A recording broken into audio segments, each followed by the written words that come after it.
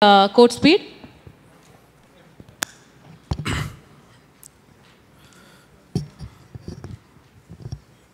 Good evening again.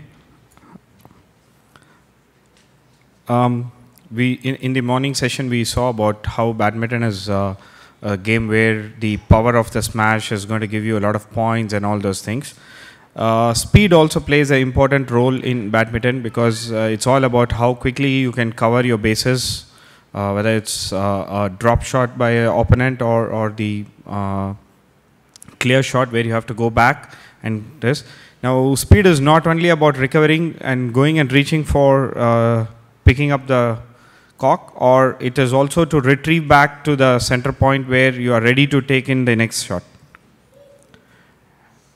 Do you all train as athletes? Do you all train for speed specifically? Or as coaches, do you give a speed training program specifically? Coaches or players, do you have a speed training program specifically? I had, yes sir, you do a program specifically for speed? I had once discussion with Mohan sir that he said that some of the time the player is put under speed, or some coaches put them on telling them to run, and then they tell, oh, you are running slow, again try running faster, try running faster. They make him do the same thing. So that's not good. Now we'll have to understand what can improve the speed. So if you look at this video, on the left one, it is the Usain Bolt running and making his world record, and in the right one, it is about the Diego Maradona world famous goal. Now, is speed and agility the same thing, or is it different? First thing is you'll have to understand what is speed and what is agility. Speed is something which is moving in one direction and it is constantly in the same direction without decreasing the speed. Agility, what you find here on the Maradona goal is, again, the speed is the same. Only thing is, in between there is change in direction, obstacles coming over it, and then you go reaching the goal. So the speed is not compromising in both, only the direction is changed. So when can you put your athletes on a speed training program? Again, the question comes on, when can you put them on a speed training program? So you need to go back onto your evaluation, what Mr. Anup had just taken up.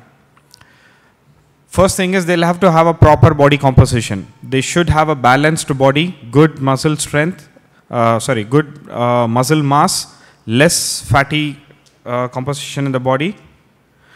Strength, take these three things: abdominal crunches, push-ups and squats. Now any person who can perform 30 of them each in single minute is good average score to do a speed training program. Flexibility, he should have a 0 score. That is the good flexibility. That means he is able to touch his toes. Then balance, he should have proper balance, because when you are trying to retrieve the ball, the balance should be that he can retrieve it and come back, or stable. So that is the importance of being balanced. So he should have good balance. Once they have only all these criteria, he can go in for a speed training program. So what does a speed training program consist of? It consists of speed, agility, quickness, plyometrics, reaction time. Now these are the 5 components of a speed training, or how to achieve a speed in the court. Now, speed and agility are also linked. Quickness is also linked. Plyometric and reaction. Now, all the components are linked with each other. So, when I give agility training, there will also be speed involved in that. Reaction time will also be involved in that. But the workouts will be different. The target will be different, but it will also have other components. Medical researchers have shown that incorporating a speed training or a agility training program gives very good results in the performance. And when should it be included? It should be included in the late pre-season. At that time, it should be about 2 to 4 sessions in a week, And during the season, that is when the tournaments are all running up, it should be 1 to 2 sessions per week. So first component we're going to look at speed training. How do you improve speed? First, speed training is all about basic sprints. Now, sir said that earlier they used to do a lot of running, and then somebody said do sprints, so they started doing. So the components are same. The science behind them has been the same. So when you want to do a sprint training, you need to look at 3 components. One is acceleration. That is how fast you can go, how quickly you hit the top speed, and then how quickly you decelerate. And it is always done in a short burst. You just do it in 50 meters or 20 meters or 30 meters and then back. Now the important one is your intensity. When you are doing a speed training program, it will have a 20-second workout. So it means it could be a 10 or 20-second quick run followed by a 1-minute rest. That means what? 1:5 ratio. So 20 minutes workout will have 1 minute of rest. And again immediately you will do another 20 minutes of running. Again follow it with rest. Some of the recommended drills, what you can do to improve speed or the acceleration run, downhill speed run, resisted runs, and falling starts. The video is about how you do a falling start where the player is standing, he goes into a fall, so the line of gravity and the center of gravity is moving forward. You use that momentum and then make a quick sprint and then decelerate immediately. So what is next is agility training. So what is it actually? If you look at the video here, how you find this person, he's making a quick dash of run and suddenly he makes a twist and starts running backwards. So if you see here, he is not changing direction. The direction is the same, the speed is the same, only the change in the muscle or function has changed. So that is all about agility. 1993, Costello described agility as minimum loss of speed with maintaining proper body control.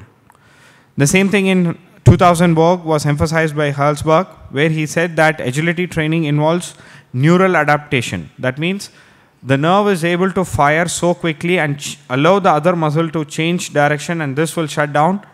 And when you do agility training, it should closely resemble the sport what they are playing. So if it is going to be badminton, badminton specific, football, football specific, hockey, hockey specific. Earlier it was thought that some of the players or some of the Westerners are more agile than the other countries, and they were considered more fitter and speed, everything. But over the period, science has evolved where they have understood that agility training can be incorporated and adapted in the body. So it is not to do something which is genetic, but it is adaptable and trainable. With proper technique and proper evaluation, it is always achievable. And agility training should be done something throughout the season. It is not a period where you do it at only this period and you don't do it at the other period. It has to be done throughout. The video is of some of the foot drills, what can be done for agility training, specifically for the foot. Now, when do you do agility training? You do it at the beginning of the day. After the warm-up, straight away you put him on a agility training. And agility training should be lasting only for a maximum of 20 minutes, nothing more than that. After that, you will not be able to perform and have it at a higher level. It can be done throughout the week. Now, again, the importance is of the ratio. If you look at the agility training ratio, it will be a 20-second workout. Example, it could be a 10-second also, but equal amount of rest. And again, follow it with another equal amount of agility program. And again rest. So here the ratio, rest and workout ratio is going to be 1:1. Only then the adaptation will be for agility. You can use variations by using ladders, cones, and the reaction ball. Some of the other agility drills for foot and hand. Again, you start with the dominant hand and go with a non-dominant hand. It can be going sideways, forward, backward. The same thing with the foot. Making a quick burst of movements for about 20 seconds in different direction.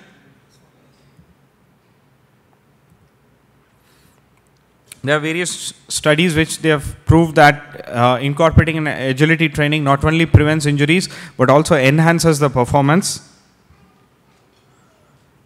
Reaction time and quickness. So reaction time is defined as something where the ability of the body to react to a stimulus.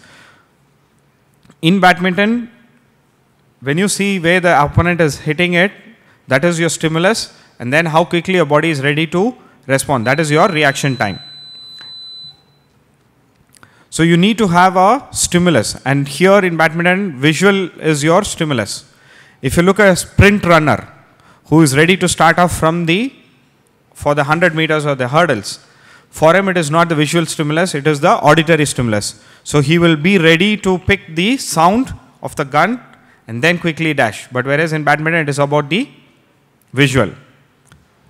Over a period, the player's adaptation goes into anticipation. So his reaction time becomes in anticipating the body language, the opposition player, that he knows where the shot is going to go and what kind of a shot he is going to play. So these are some of the drills, what can be done with a reaction ball or a badminton shot itself with a close angle. Now sometimes you will have players who have been doing a proper training program and still they might not be able to pick their speed. Now what could the problem be? The problem could be from their visual itself. They have done a study where they found that 20% of the young badminton players had vision problem. So a normal 20-20 is the score where their vision is good. They had difficulty in their vision. So those players cannot be trained over. Only thing is they have to be corrected in their vision. So get them a good pair of contact lenses, tell the parents to meet the expert, get that fixed, and you will find that now that gives you better results. Plyometrics, this is one of the last of the series of the exercises which is going to be helping in speed. Now it has to be gradually started, and the loading of the plyometrics also has to be slow, and as the load is kept on increasing, only then the muscle is going to get adapted to the explosive power. Now when do you start plyometrics? Make a person stand in a single leg for 30 seconds, and if he can maintain a balance and stay still, he is good enough to start with a mild plyometric exercise. And if he can stand in one single leg in a half squat position, semi squat position, then he is good enough to put him for a advanced plyometric exercise. Do not do the plyometric exercises on children because it can damage their epiphyseal growth plates, that is the growth plates and the bone. And do not do the plyometric exercises in a cemented or road. Use shock absorbing floors. It could be grass, rubber mats or synthetic floors. A plyometric sample program, what can be incorporated? This is a sample upper body plyometrics, very simple but still effective. A lower body plyometrics, you can vary with jumps, use the upper limb along with that, using the lunges. And when you do a plyometric program, never exceed about 120 to 140 jumps or exercises in one single session. That can, more than that can lead to injury. And any time you do a plyometric session, that should be followed with a low intensity exercise program or a low intensity strength training program. Even if they are going to play, it should be a low intensity, maybe 1 game, 2 game, that's it. Other than that, they can just play around, not a high intense program. And it should be done only once a week, not every day or 2 days a week. Take home message, always evaluate before you start your training program for speed. Speed, agility, reaction time, quickness, plyometrics. All 5 components has to be individually trained. Late pre-season and season or the time when you need to prepare on these, not whenever you start playing or after the injury. Speed and agility training program should be different, not incorporated and saying that, oh, this is for agility on speed also. Reaction time and quickness should also be trained. And plyometrics always gradual and graded. Thank you.